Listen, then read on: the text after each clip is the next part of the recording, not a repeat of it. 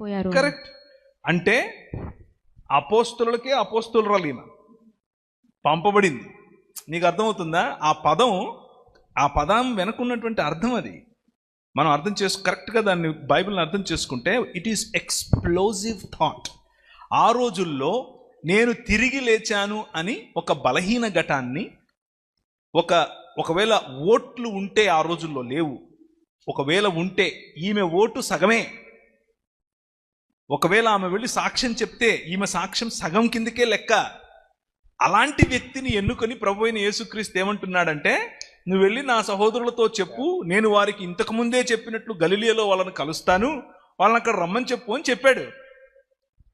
So యేసుక్రీస్తు ఒక స్త్రీని నమ్మి తన ఈ ప్రపంచాన్ని తిరిగి దేవుని సమాజముగా, తిరిగి దేవుని కుటుంబముగా చేసే ఈ విశ్వ మానవోద్ధరణ అనే ప్రణాళికలోనికి చాలా కీలక ఘటం ఎవరిని ఎన్నుకుంటున్నాడు?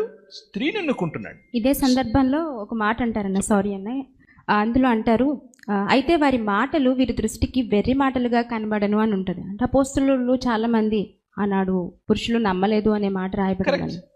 కరెక్ట్.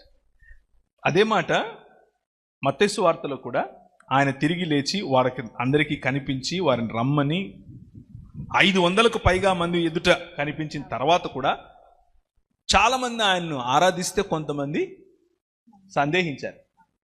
సందేహించేవారు పురుషులు ఉంటారు, స్త్రీలు ఉంటారు.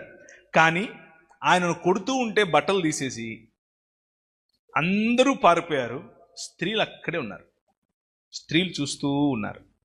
నిజమైన లేకపోతే సిలువ యొక్క యాగానికి, సిలువ పైన జరిగినటువంటి కార్యానికి సజీవ సాక్షులు, ఐ విట్నెసెస్ ఎవరు అంటే స్త్రీలు.